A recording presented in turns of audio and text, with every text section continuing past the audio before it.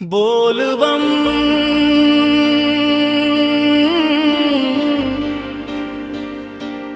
बोल बम,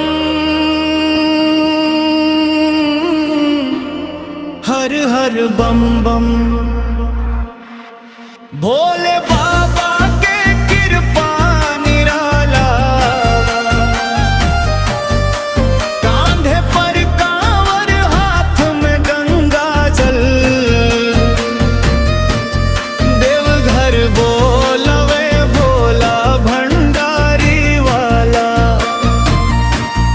देवघर बोलवे भोला भंडारी वाला।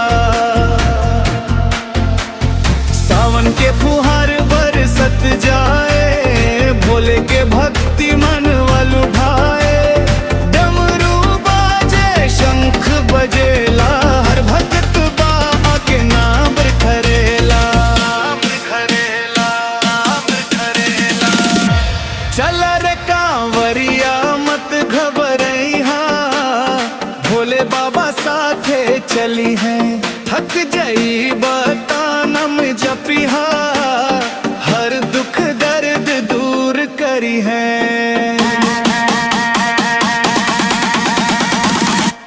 देवघर नगरी लागे सुहावन, गूंजे हर ओर शिव के पावन। एक लोटा जल अर्पण करिहा, भोले बाबा वरदान देई है।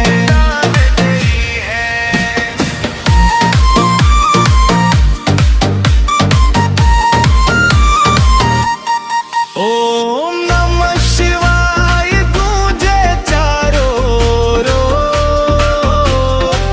भोले बाबा खोले किस्मत के डोर।